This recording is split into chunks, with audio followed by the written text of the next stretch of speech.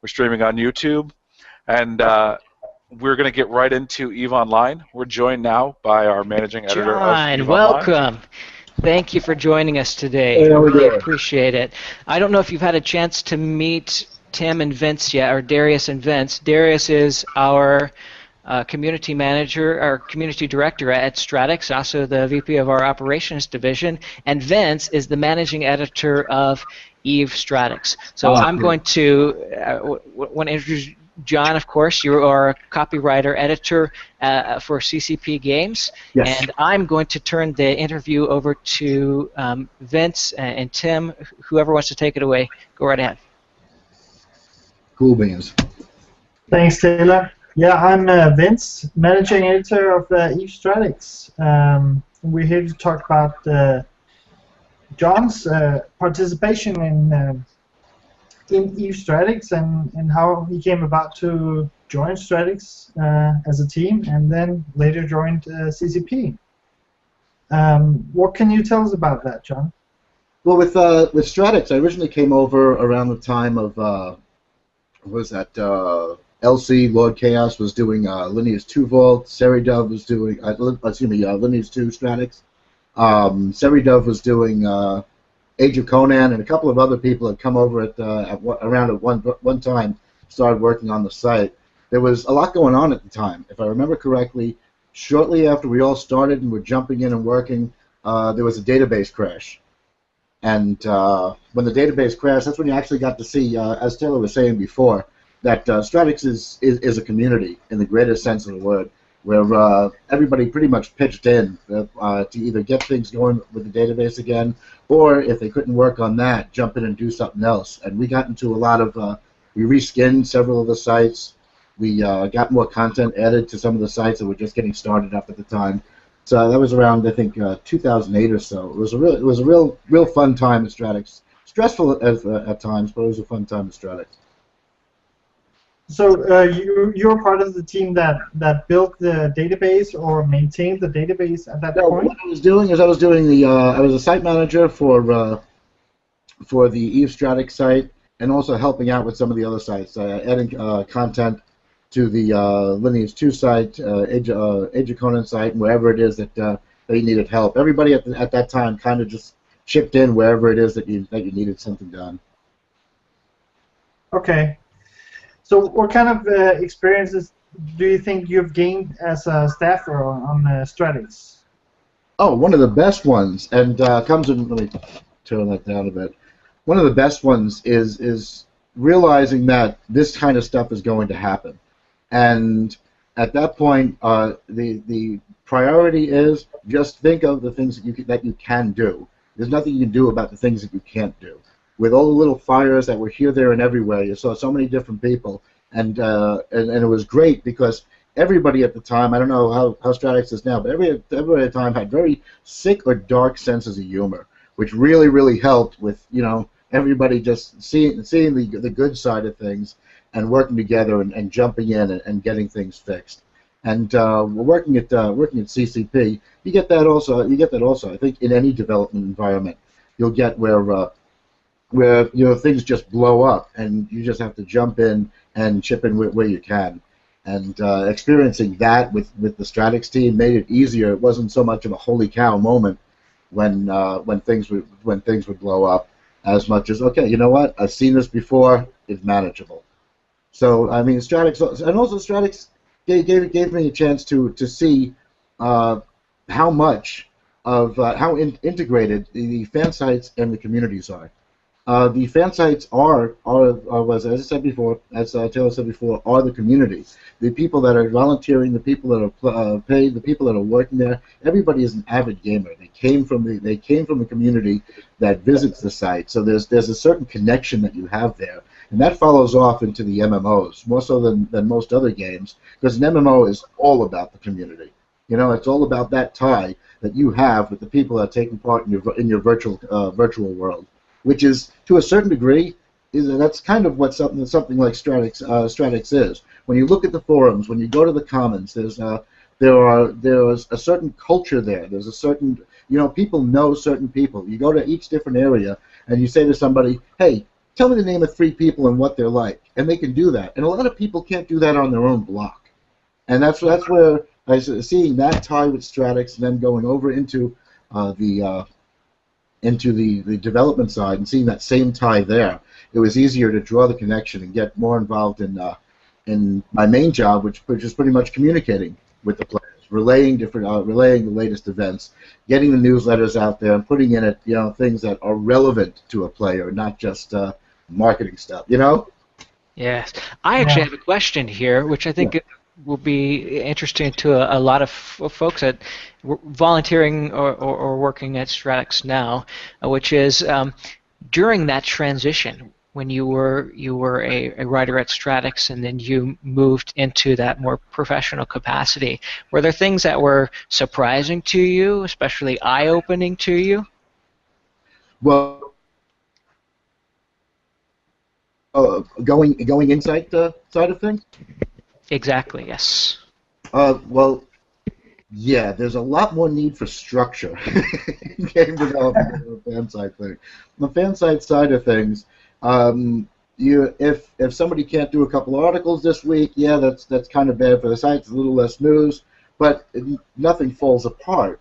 Whereas once you're in game development, I mean, you have a natural cadence of everything that has to go. There's the messages that have to go out. There's the content that has to be created, and everything has to be almost choreographed. This nice flow, and if it doesn't, things kind of fall apart. So you have a lot more flexibility working on the fan sites and the gaming sites than you do when you get into a more structured environment. I said more structured. I'm not going to say very structured. I'm in an office, where you've got toys everywhere, where you've got the fitness center down the hall, and we used to have a bar over in marketing. So it's not extremely structured, but it's a huge leap forward from when you're working on the fan sides. That's great. Then I guess I can talk about the changes that we have gone through as a portal for EVE Stratics, because I joined the team in I think it was 2010, and at that point I pretty much bumped into this database issue that you mentioned before, because we had some kind of database structure up, but none of it was really working. So we had to actually create a new site without the database and skip that entirely. Yes, that was what we encountered in 2008. I had joined Stratics in 2008. I was only with Stratics for a short while before I had the opportunity to join CCP, and wasn't going to skip that. and the database problem was particularly messy, because one of the biggest things Stratics had, aside from Eurostratics, which was the ultimate Euro site, was the things like I can't remember what some of the other sites. I know Lineage 2 was one of them. There's several sites that were just very, very popular databases that people would visit for the items and the skill trees and stuff like that. Yeah. And when the database went down, that went down, and that's when they were. I don't know whether it was.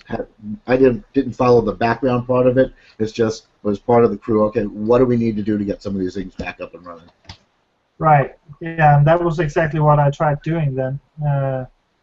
I could see that by the time I took over, that these links they were meant to produce some kind of result on the web page, and there was just no results coming through, because obviously the database structure behind everything wasn't there anymore. What we did was God.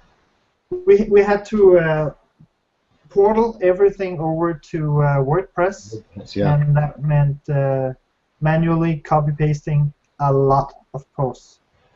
And during this phase, we actually went through a transition where we lost access to the old server, and everything that wasn't already copied over, it was lost. So there was something there that it was kind of missed, but I think the transition was important even so. One of the real challenges of doing anything classical in this modern era, right? So our theme of our anniversary this year is what's old is new again. It's a challenge when technology changes, but you still have to hold on to kind of that legacy, and that's not unlike Eve's development. Eve is still kind of this industry standard, but it is also this classical game. It managed to make all of those leaps. I think you just celebrated 10 years this year, so congratulations. I don't know, did you experience any of the same types of challenges throughout Eve's progression from a classical game to really what continues to be an amazing sandbox MMO? I don't know. I don't think there's been much of a transition, and I'll explain why. Because EVE has always stuck to its core values, both to its detriment and to its success, has stuck to its core values. Where if you take a look at a lot of the other games, they've changed over time. As a matter of fact, you could talk to any UO player and say, "What was that moment?" and you usually hear T2A, UOR, or Age of Shadows, where the game changed to something that it wasn't. And I think that, and this is just my opinion only. I don't have this CCP Bible, as to how they're going about doing it. But as player, as journalist, and now being part of the CCP team, it seems very, very clear that their goal is to advance what EVE can do and advance the technology that supports that, but keep the core values of EVE. The EVE is hard. This is where you go in there, prove yourself, and come out an emperor under your own merit type thing. Throughout that's been a constant straight across. So there really hasn't been that much of a transition in what EVE is, which personally I think is absolutely amazing. Because if you look at all the older games, and if you notice, all those older games, like if you take a look at the ones that Stratics and all the other sites used to cover, like 2004 and earlier, a lot of them are still subscription, and the core players are the ones that are there for those core reasons. The part that didn't transition into the newer part. So, John, if you don't mind, we haven't really formally met. I'm Tim Darius-Slager. I run the community for Stratics, so thank you so much for joining us. 16 years ago, obviously, Stratics was born. It's been 16 years. What are your thoughts on any other site really living 16 years, especially one with the foundations in an industry that you now work, and how do you find that fan sites really help and affect your game? Well, I love that part. First of all, I think it was Ryan that said something about how he started the site he was just practicing HTML. I think that was like his phrase about what he did to start the site, never expecting it to become what it is now. And we've seen all the different, like Adrenaline Vault, Vault Network, and so many other sites come and go. So it's really awesome to see the sites that did persevere and stay through it, and are still here today with the quality of stuff they have and the things that they have. Up until a couple of years ago when I stopped playing UO, UO Stratics was the place that I went to find out what was going to be happening in game. I just looked for those little green dots on the front page for what's 1 to 3 days old. Do you remember the old UO? Oh yeah, absolutely. Yep. And so I mean, and that's and to be around that long and to be that consistent of a resource. And if you ask people that have been playing games for a while, name three popular fan sites, Stratics is going to be one of those. So I think it's an incredible achievement to not only still be here, but still be doing well and relevant. A lot of the sites, they drift off because they don't keep up with how everything's changing and what's coming in. So I think it's absolutely amazing, seeing the site 16 years later, and I don't think anybody that started it in the beginning, excuse me, even though they were extremely passionate about it, figured it would be here now. And one of the things I will mention too is that the last few years have been a little bit challenging for us in terms of doing what made us special in the very beginning, but one of the major changes for publishing at Stratics, and in just a couple of minutes I'm going to have our editor-in-chief come in, is that we really are putting aside kind of the general gaming part of Stratics that never really quite worked, and really going back to being fan site news, strategy, and statistics for games that we feel really passionate about. So I think that will even lend itself to that longevity as well. So we have about 7 minutes left, and I know that Vince is going to. Vince has something to give away, so I'm going to turn it over to him. Oh, right. Yeah, we actually have. I was offered a Plex for some of the work I did with the fan sites, mainly the Block Panthers, and I want to give that away.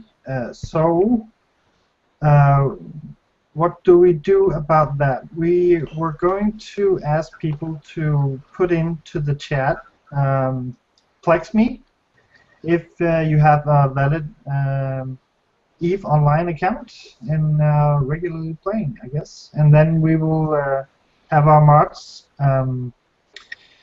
do a random draw and come back to me.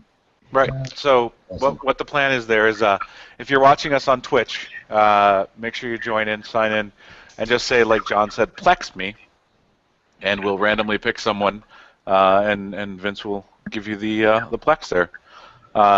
So we got about, 6 minutes now, John. Yeah. Tell us, let's say I've never played EVE before. How would you sum up EVE Online for players out there that maybe are too scared of the stigma that originally followed EVE with the huge learning curve? Okay. How would I explain EVE Online? EVE Online is a simulation. It's a community, combination of those two. And when you hop into EVE Online, much like any type of sandbox, like you jump into a sandbox, you got a shovel and a pail, and say, what do I want to do? So rather than give you the broad scopes of things you can do with a shovel and a pail in the sand, my advice to anybody that jumps into EVE is to get involved in the community. Talk to the players. You've got agencies like EVE University out there and several others that look to bring new players in and teach them what they want to learn. So when a player says, hey, I'm interested in mining, or hey, you know what, I just want to play the market, they've got existing players, veterans, that can walk them through it, help them out, hook them up with what they need to get started, whether it's material or cash or advice or whatever. So that's what I would say when you jump in. You've got a myriad things that you can do. You basically don't have classes that you're pigeonholed into. You create your character to fit how it is that you play. Hit up the other players. They're your best source of information. Let them know what it is you want to do. Let them direct you. The only thing I say is don't trust people too much. That's definitely true.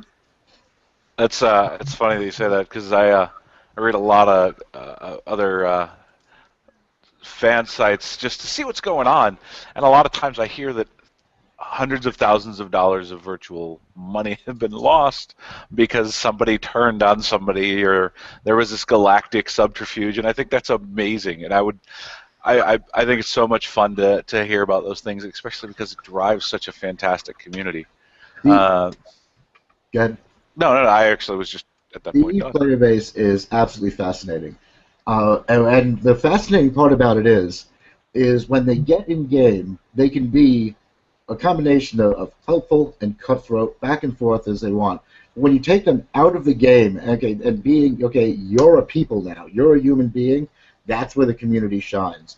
When we've had like the relief things where people send in Plex to help, different emergency things, the amount of people that chip, the amount of the EVE players that chip in for that is fascinating.